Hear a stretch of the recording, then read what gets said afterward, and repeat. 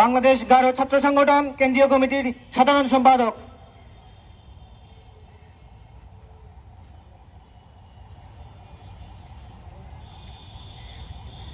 উপস্থিত সংগ্রামী বন্ধুগণ, আমরা জানি যে এই বর্তমান পরিস্থিতিতে লাগাতার একটা ধর্ষণের চর্চা। আমরা বাংলাদেশ গারো ছাত্র সংগঠন বাংলাদেশের পক্ষ থেকে তীব্র নিন্দা জানাচ্ছি। আমরা কিছুদিন আগে মাত্র আমরা জানি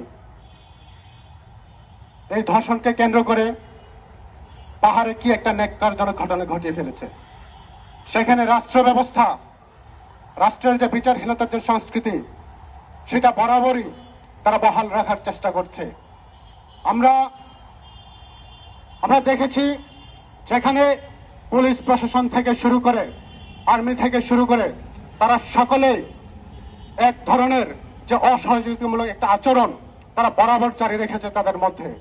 সেইটা পাহাড়ের ঘটনা শেষ না হতে হতে আমাদের সমতল ভূমিতে, সমতলের গারো তরুণীর উপর যে একটা ন্যাক্কারজনক ঘটনা, যে একটা বর্বরোচিত একটা ধর্ষণ একটা ঘটনা ঘটিয়েছে, সেখানে প্রশাসন আমাদেরকে বলতে চেষ্টা করছে যে আমরা এটা দেখছি, আমরা আমাদের প্রশাসনের সর্বোচ্চ সহযোগিতার মধ্য দিয়ে আমরা আসামিকে গ্রেপ্তার করার চেষ্টা চালিয়ে যাচ্ছি।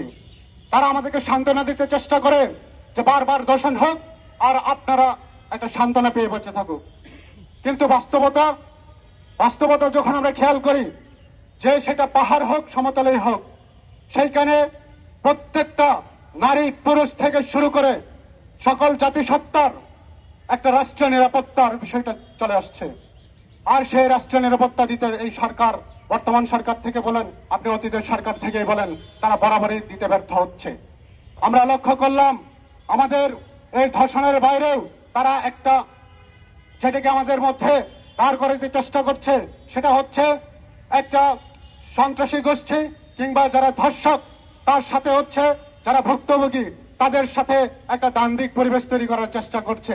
এটা সবচেয়ে বড় একটা দুঃখজনক ঘটনা।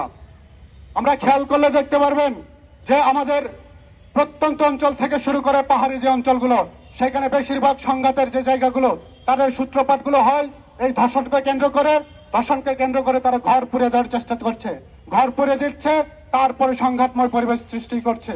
সেইখানে আবার প্রশাসনের কিছু বেখেয়ালি ব্যক্তিদের একটা মন্তব্যগুলো লক্ষ্য করি। তারা তাচ্ছিল্য করে বলতে চেষ্টা করে যে পাহাড়ে কিছুই হয় নাই, কিংবা পাহাড়ে যে ঘটনাগুলো ঘটছে সেটা হচ্ছে একটা ভয় একটা ঘটনা। এইরকম পরিস্থিতি যদি তারা তৈরি করতে চেষ্টা করে, কিংবা এইরকম একটা পর্যায়ে যদি নিয়ে আসতে চেষ্টা করে, একটা ঘটনাকে চোখের সামনে তারা ধূলিসাৎ করার চেষ্টা করছে।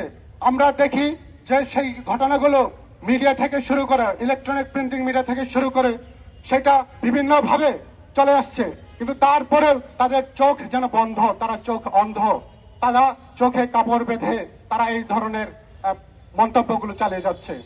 বাংলাদেশ গারো ছাত্র সংগঠন আমরা দীর্ঘদিন এই ধর্ষণ যারা করছে কিংবা ধর্ষণের সাথে যারা জড়িত তাদের বিচার চেয়ে আসছি, কিন্তু কোথায় সেই বিচার? একটা বিচারও তারা সঠিকভাবে দেখাতে পারবে না। প্রশাসনের ব্যর্থতার জন্য এই বরাবর এই ধর্ষণের মতো একটা ন্যাক্কারজনক ঘটনা বারবার প্রতিহত হচ্ছে। আমরা এই ধর্ষণে যারা লিপ্ত, যারা ধর্ষক হিসেবে চিহ্নিত, তাদেরকে রাষ্ট্রীয়ভাবে তাদেরকে ধর্ষক বলে চিহ্নিত করে দ্রুত বিচারের ব্যবস্থা করা আমাদের এই আজকের সমাবেশে জোর দাবি জানাচ্ছি।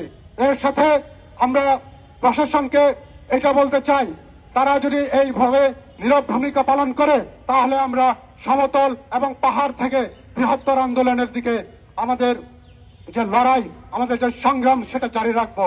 এর সাথে আজকের এই সমাবেশ সফল হোক এইটা জানিয়ে আমি আমার বক্তব্য শেষ করছি। খাসামা খামারাক।